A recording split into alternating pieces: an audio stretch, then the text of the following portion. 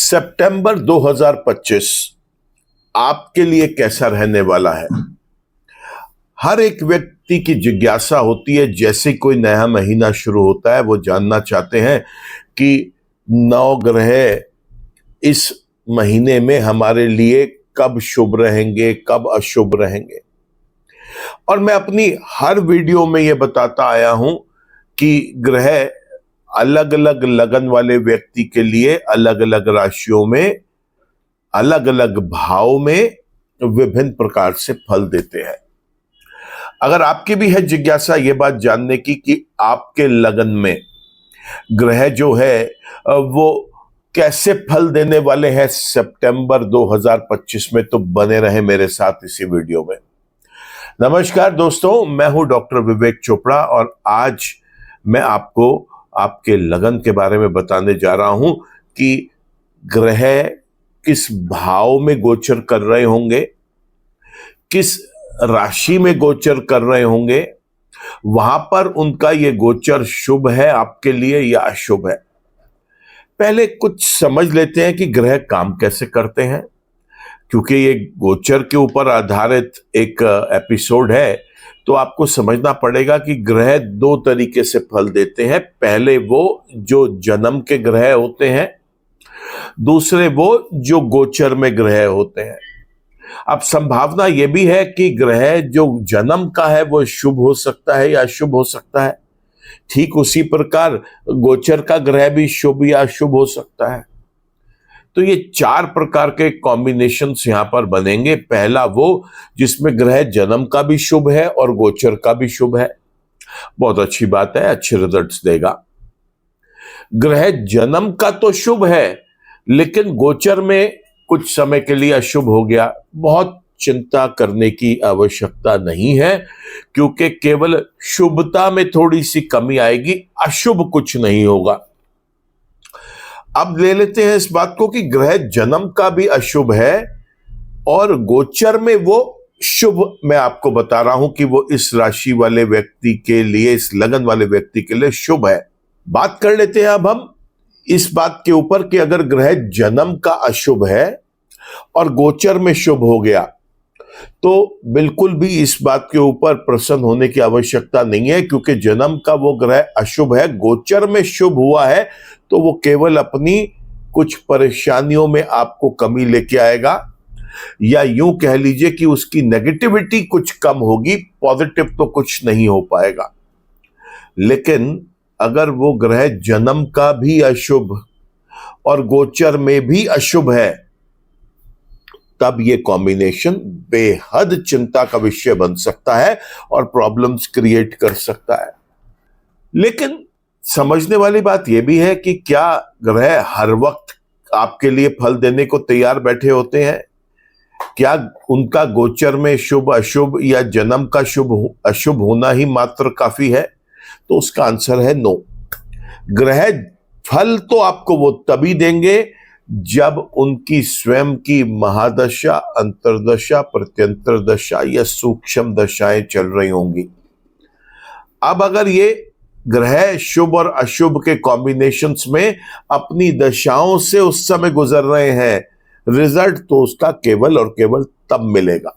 Video को बहुत बड़ा नहीं करूंगा क्योंकि हर महीने ये चीज समझानी होती है, इसलिए डिस्क्रिप्शन में आपको सभी ग्रह किस भाव में शुभ होंगे या अशुभ होंगे उसका लिंक मिल जाएगा। मैं यहां पर आपको वीडियो में केवल इतना बताऊंगा कि ये ग्रह आपके इस भाव में बैठा हुआ शुभ होगा या अशुभ होगा। अगर जिज्ञासा आपको इस बात की है जानने की कि वो आपके लिए फल कैसे देगा, तो उसके साथ साथ आपको अपने जन्म के ग्रहों को भी शुभ और अशुभ समझना पड़ेगा। तो नीचे दिए गए लिंक्स में उस ग्रह के उस भाव के वीडियो को जरूर देखें। यहाँ पर आपको हो सकता है किसी भी एक ग्रह के लिए दो वीडियो देखना पड़े, एक वो भाव जिस भाव में वो जन्म के थे, दूसरा वो भाव जिसमें वो अभी गोचर कर रहे हैं। आपको वहां पर देखना पड़ेगा कि ये शुभ अगर है दोनों जगह तो उसकी शुभता कहाँ कहाँ मिल सकती है, और अगर दशाएं भी चल रही हैं तो कैसे उसका फल हम उठा सकते हैं अच्छा, और अगर वो अशुभ है तो फिर दशाएं अगर चल रही हैं तो कहाँ कहाँ सावधानी बरतनी है। ये सभी जानकारी आपको डिस्क्रिप्शन में मिलेगी। मैं वीडियो में केवल आपको इतना बताऊंगा कि आपके लगन में 9 ग्रह शुभ है या अशुभ है, और वो अगर शुभ है तो किस भाव में है, और अगर वो अशुभ है तो वो किस भाव में है। विस्तार से फिर आप वीडियो को डिटेल्स में जाकर चेक कर सकते हैं। आइए चर्चा शुरू करते हैं। आपके लगन में ये ग्रह किस तरीके से फल दे रहा है।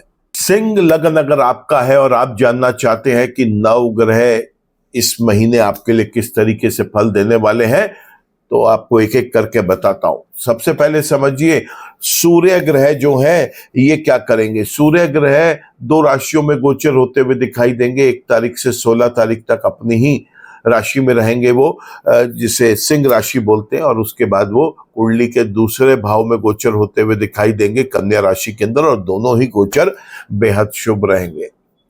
बात करें अगर हम चंद्रमा की, तो चंद्रमा में हर बार बताता आया हूं कि सिंह लगन वाले व्यक्ति के लिए किसी भी भाव में शुभ रिजल्ट्स नहीं दे पाते, इसलिए चंद्रमा के मंत्र जप करना, उपाय करना आवश्यक है।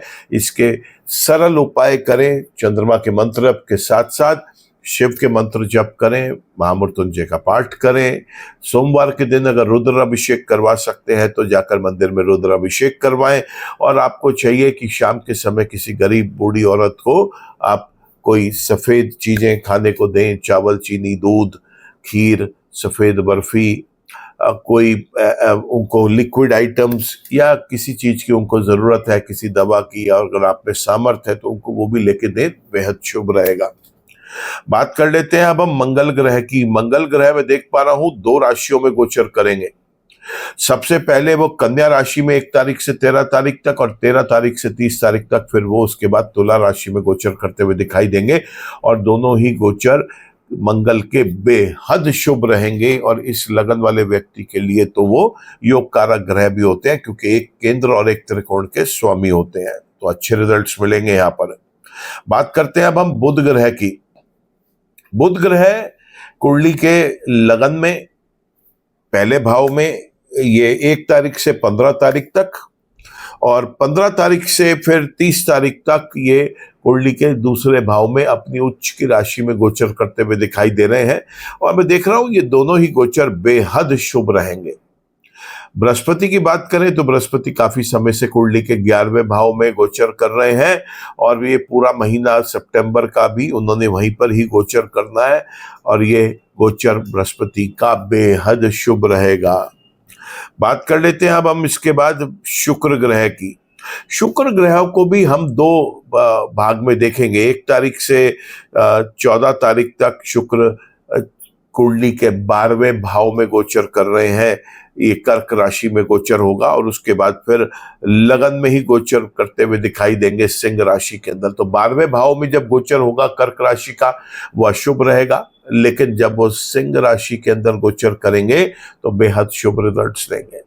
बात कर लेते हैं शनि की। तो शनि यहाँ पर 8वें भाव में मीन राशि में गोचर कर रहे हैं, और ये गोचर उनका बिल्कुल भी शुभ नहीं है, तो शनि से तो बच के रहना पड़ेगा। खास तौर से जन्म का भी अगर शनि खराब है, और गोचर में तो खराब काफी समय रहेगा, और उनकी दशाएं भी चल रही हैं, तो बहुत ज्यादा सावधानी बरतिए।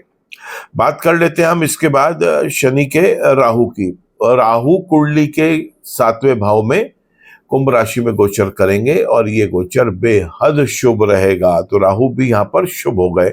आखिर में बात करते हैं केतु की। केतु मैंने आपको बताया कि अपने रिजल्ट देने में सक्षम नहीं होता। केतु जिसके राशि में बैठता है उस राशि के स्वामी के अनुसार रिजल्ट देता है। तो अभी वर्तमान में केतु जो है वो सूर्य की राशि में गोचर कर रहे हैं, तो इनको सूर्य के अनुरूप रिजल्ट्स देने हैं।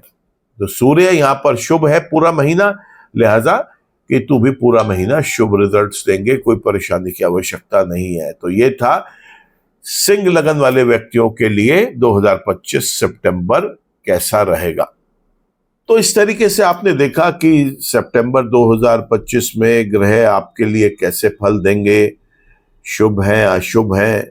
मैंने आपको वीडियो की शुरुआत में भी बताया कि आपको नीचे डिस्क्रिप्शन में जाके उस ग्रह का उस भाव में होने पर क्या फल मिलते हैं, उसके एक विस्तार से अगर जानकारी चाहते हैं तो वहां पर जाकर आप उसे जरूर देखें।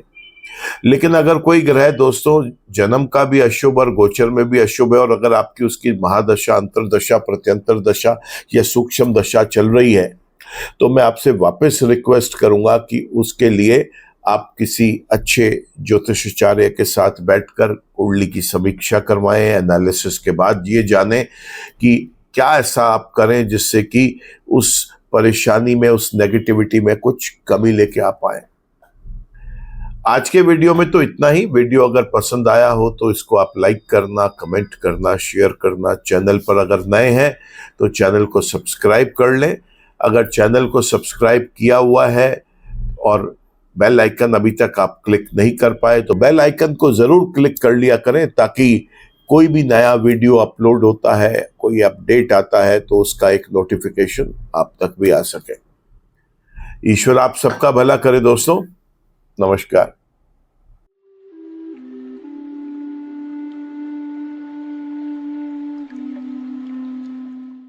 जीवन की सभी प्रकार की व्यक्तिगत, पारिवारिक और व्यावसायिक समस्याओं के समाधान के लिए तुरंत संपर्क करें। डॉक्टर विवेक चोपड़ा, पीएचडी, गोल्ड मेडलिस्ट, विश्व विख्यात ज्योतिषाचार्य एवं वास्तु एक्सपर्ट। कॉल अथवा व्हाट्सएप करें 9311131069 9212431069।